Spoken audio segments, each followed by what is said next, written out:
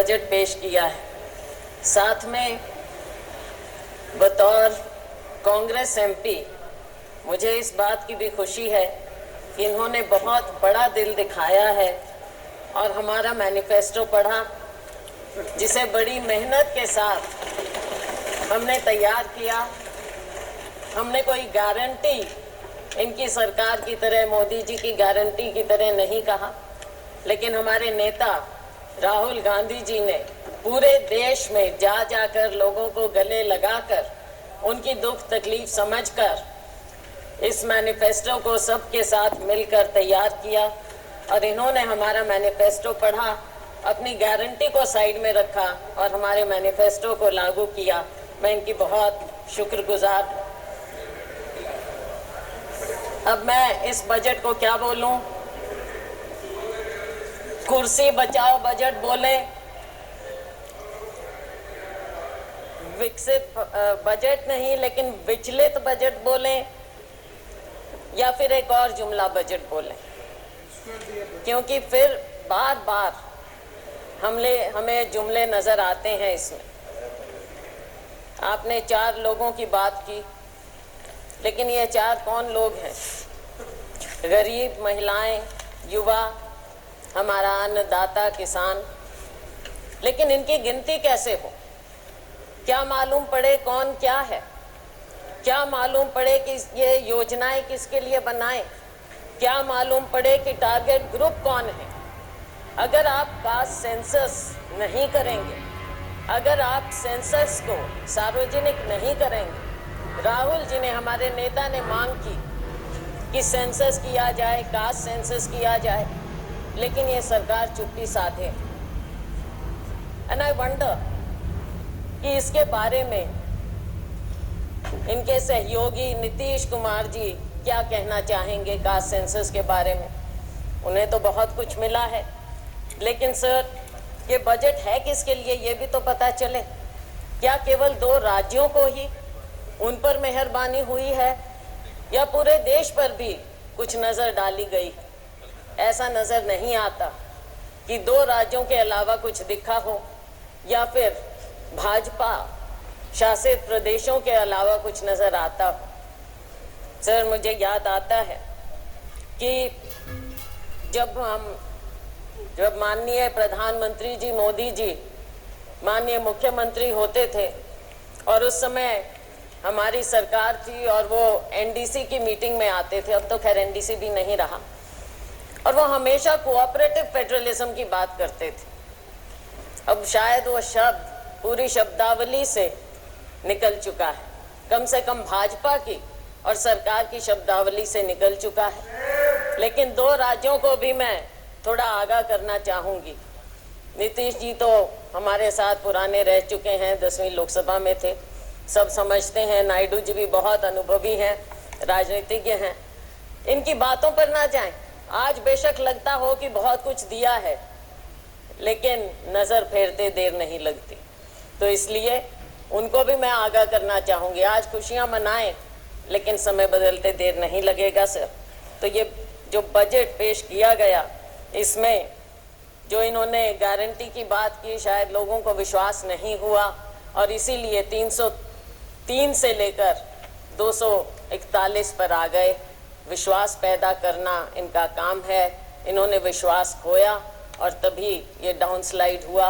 आज के दिन भी जब बातें होती हैं बजट में, हम सुनते हैं तो ऐसा लगता है कि कुछ पर मेहरबान और बाकियों को दरबान बना दिया गया।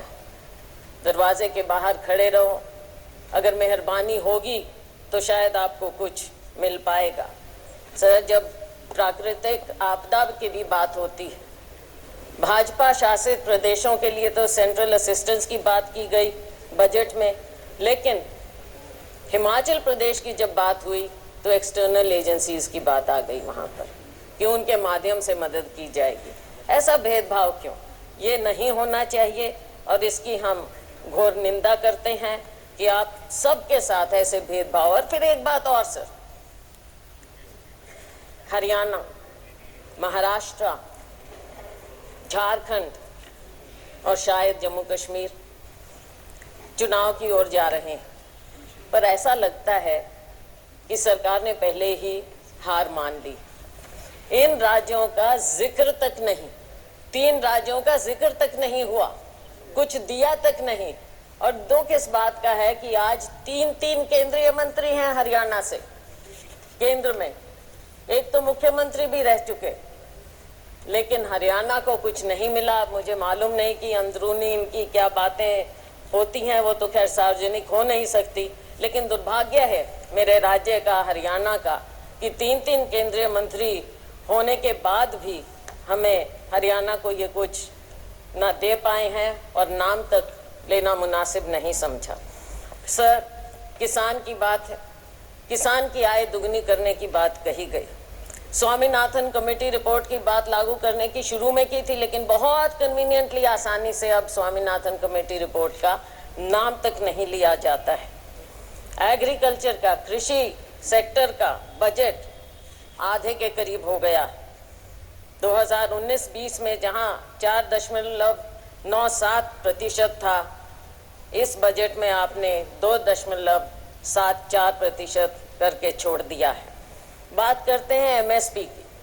एमएसपी के बारे में कहा गया माननीय वित्त मंत्री जी ने कि आपने बहुत से उपजों को इस बार एमएसपी दिया है, लेकिन क्या आपने स्वामीनाथन कमेटी रिपोर्ट के मुताबिक फॉर्मूला अपनाया है? C2 plus 50%? नहीं, बिल्कुल नहीं, क्योंकि आप भूल चुके हैं उसे।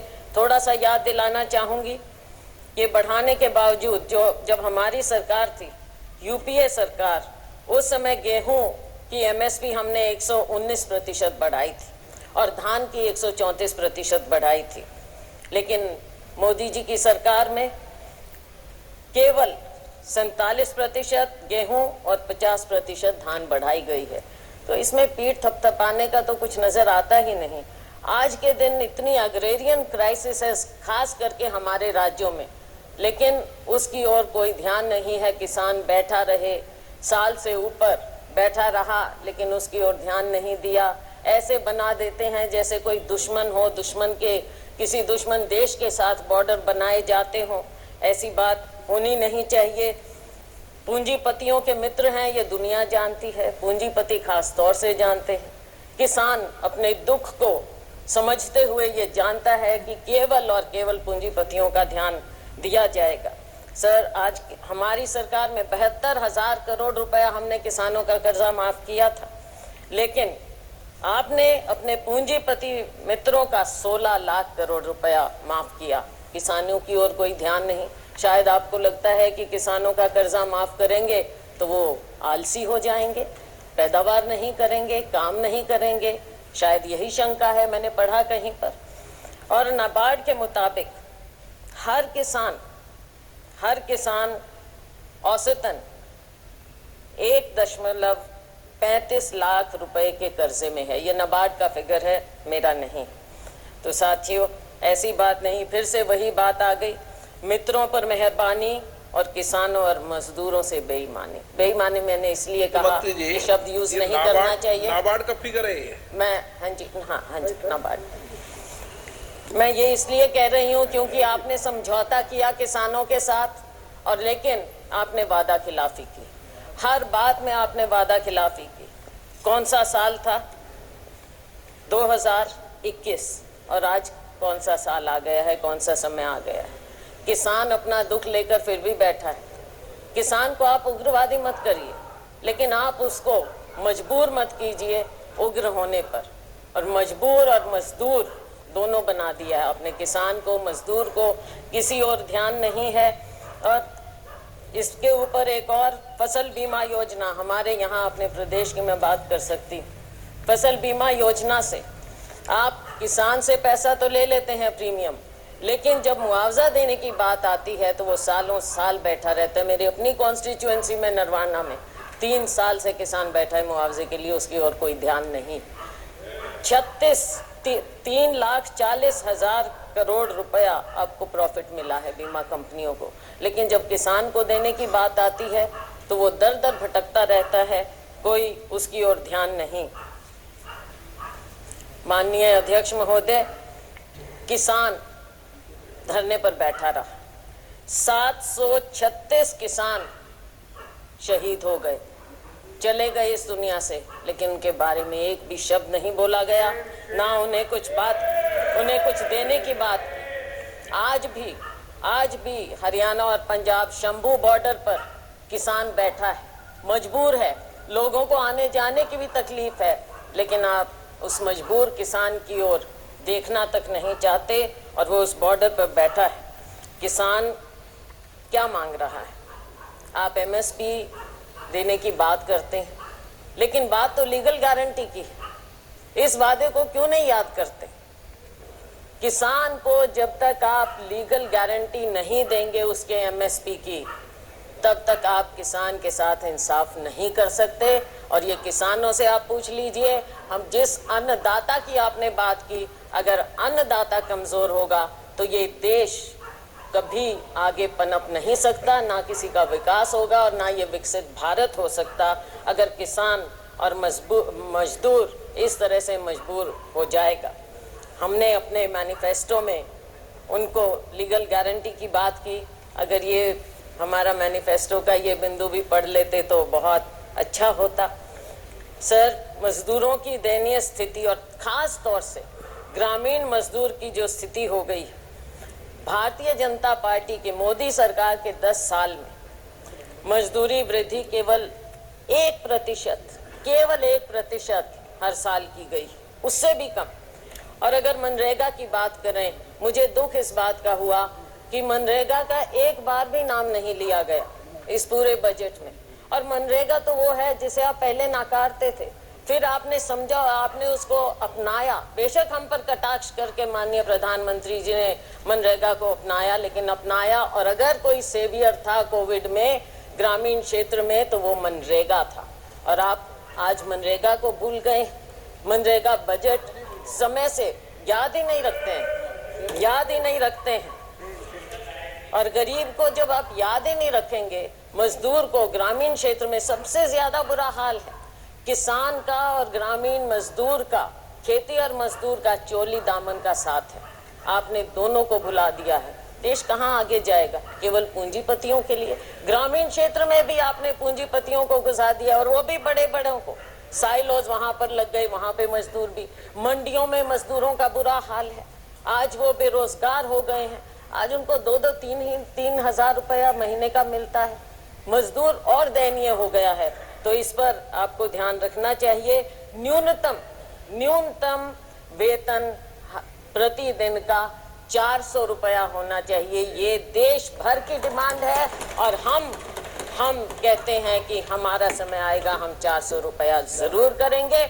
और ये होना चाहिए। सरकार को इस बात को मानना चाहिए, गरीब की बात को मानना चाहिए, मनरेगा की बात को, कि न्यूनतम वेतन आप 400 रुपया करें। आप गरीब को भी 5 किलो अनाज देकर कृपया लाइन में ना खड़ा करें, उसे उसका हक दें, उसको ऊपर उठाने की बात करें, ना कि केवल आप कहते हैं कि 80 करोड़ रुपए लोगों को दे रहे हैं। तो क्या 80 करोड़ लोग लाइन में लगे रहेंगे? हमेशा गरीब रहेंगे और अमीर होता जाएगा, जीडीपी बढ़ता जाएगा। किसके लिए? केवल आंकड़ों के लिए। और सर, महंगाई की बात मुझे याद आती, सुषमा स्वराज जी बहुत सम्मानित, हमारी पूरे सब उनको मानते थे, नेता थे, भाजपा की बहुत वरिष्ठतम नेताओं में से थी। मुझे याद है जब बजट एक बार पेश किया गया और उसमें उन्होंने कहा, प्रणब मुखर्जी साहब वित्त मंत्री थे, और उन्होंने कहा, दादा आंकड़ों से पेट नहीं भरता। मैं ये याद दिलाना चाहूंगी सत्ता पक्ष को कि आंकड़ों से पेट नहीं भरेगा। गरीब को, युवा को रोजगार चाहिए, गरीब को वेतन चाहिए। गरीब को केवल 5 किलो अनाज देकर आप पंक्ति में, आखिरी पंक्ति में खड़ा मत कीजिए। महंगाई पर नियंत्रण लाइए। महंगाई पर नियंत्रण आप क्यों नहीं कर पा रहे हैं? जो ऑयल कंपनीज हैं उनका मुनाफा बढ़ता जाता है, लेकिन क्या आप आम उपभोक्ता को कोई राहत देते हैं? क्या किसान तक कोई राहत पहुंचती है? गरीब तक कोई राहत पहुंचती है? आज इन्फ्लेशन कितना बढ़ता जा रहा है। फूड इन्फ्लेशन के बारे में माननीय वित्त मंत्री जी ने पासिंग में कहा कि हम इसका इंतज़ाम करेंगे, लेकिन कैसे इंतज़ाम करेंगे? दाल, आपके सब्जियां सब इतनी महंगी होती जा रही हैं। क्या अनाज केवल एक है? केवल अनाज? क्या गरीब आदमी सब्जी या कुछ नहीं खाए, प्याज नहीं खाए, आलू नहीं खाए, कोई सब्जी नहीं खाए, वो उस तक पहुंचता नहीं? पहुंचता है तो कितना महंगा मिलता है। तो प्याज नहीं खाती है। चलो वो तो अपने अपने खाने का अलग टेस्ट है, वो कोई बात नहीं, लेकिन गरीब आदमी तो प्याज और आलू खाता है ना, उसको तो कुछ और नहीं मिलता। Oh my God. अच्छा, तो आटे दाल का भाव पता होना चाहिए।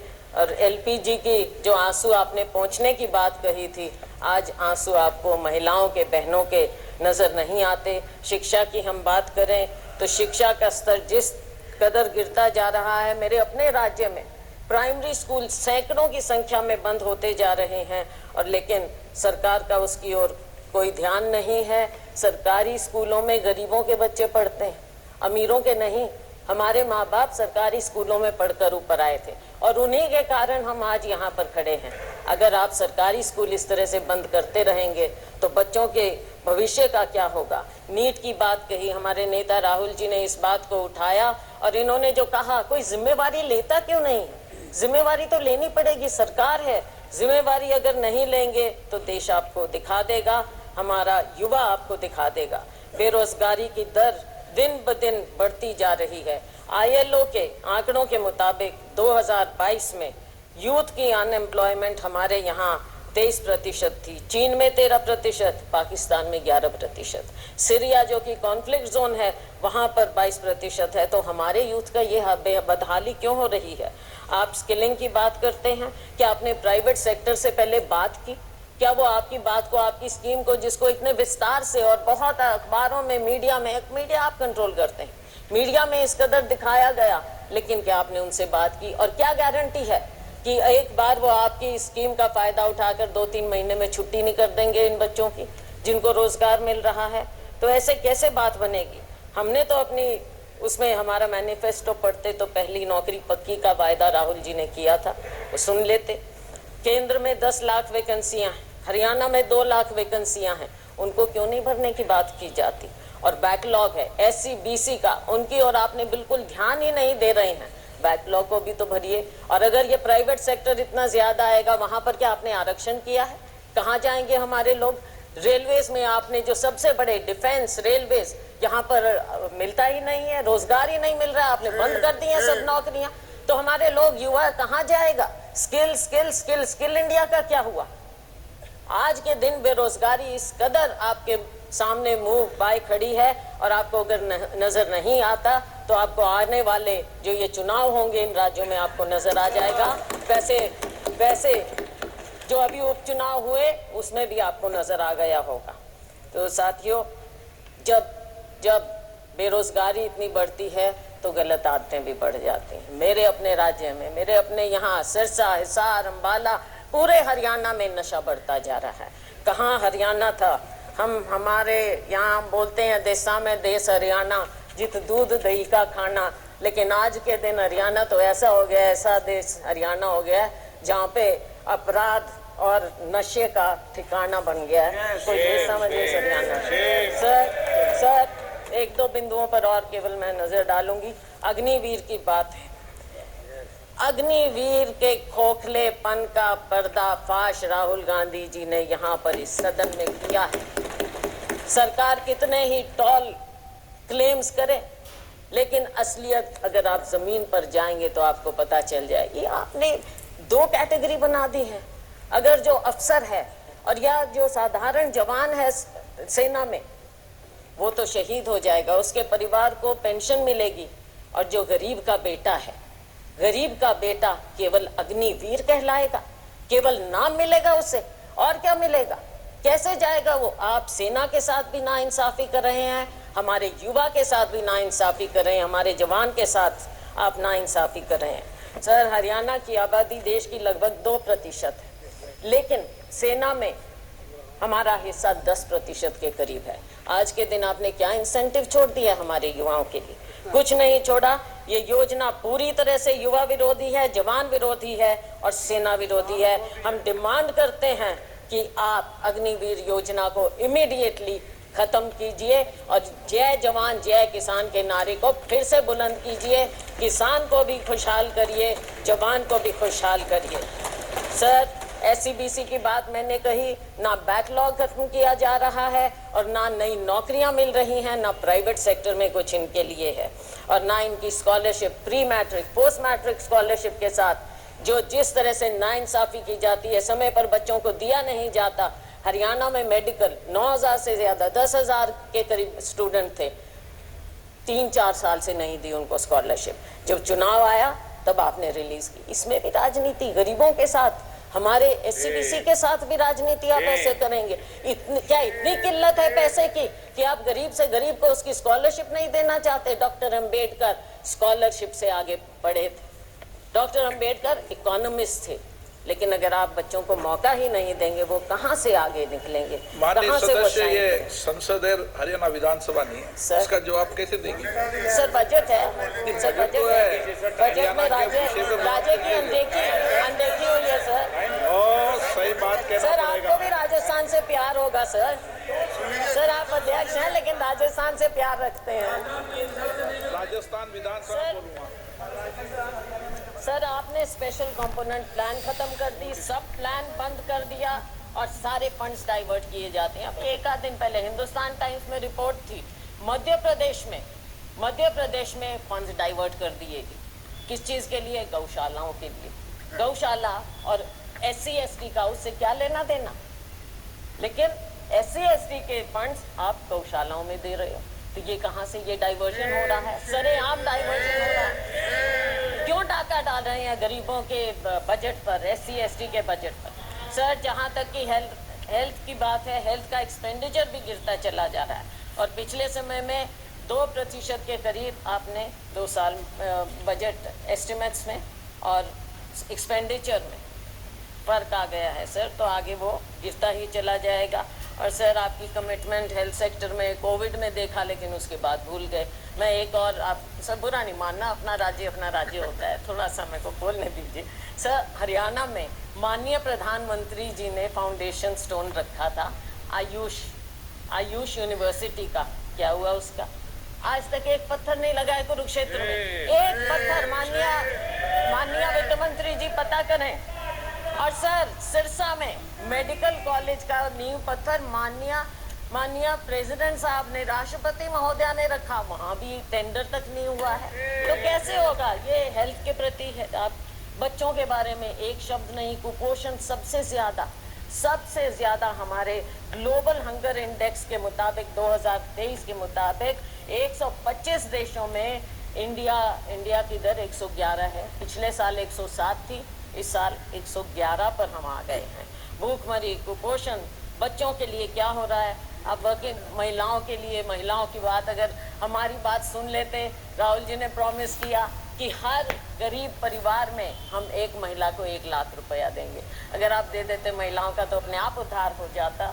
थोड़ा सा सुन लेते, हमारी थोड़ी बात मान लें, इसमें कोई शर्म की बात नहीं है। आपके पास आइडियाज़ नहीं हैं, हमारे पास हैं, हमारे आइडियाज़ ले लें, सुझाव ले लें, तो देश का भला हो जाएगा, बहुत भला हो जाएगा। हमारे पूर्व मुख्यमंत्री जी यहाँ पर अब मंत्री हैं, बहुत बढ़िया उनके पास मंत्रालय हैं, लेकिन अगर शहरों की बदहाली, आप एक तो नाम बदलने का बड़ा शौक है, अब सिर्फ इसलिए क्योंकि GNRM राष्ट्रीय आवास योजना रखा, नाम से आपको थोड़ी दिक्कत है, शायद नफरत है, तो वो नाम बदल दिए स्मार्ट सिटी।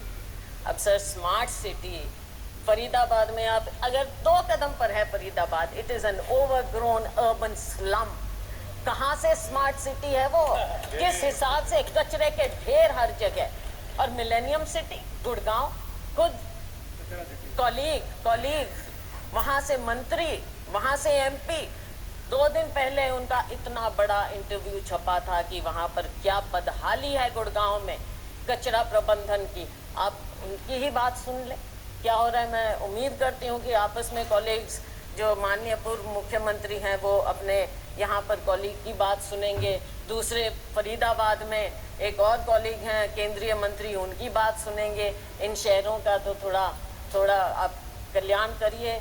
मैं जानती हूँ आप हताश हो चुके हैं हरियाणा की तरफ से, लेकिन हरियाणा के लोगों को 10 साल आपको मौका मिला, कुछ तो कर दीजिए, कुछ तो कर दीजिए हरियाणा का। पीठ मत दिखाइए हरियाणा को। अच्छा, स्वच्छ भारत का कहीं जिक्र ही नहीं है, भूल गए। वो ऐनक भी पेड हो गई जो गांधी जी की आपने ले ली थी और हर दीवार पर चिपका दी थी, वो ऐनक भी अब नजर नहीं आ रही है। पता नहीं क्या हुआ, वो कचरे में ही शायद उसको भी लिप्त कर दिया आपने।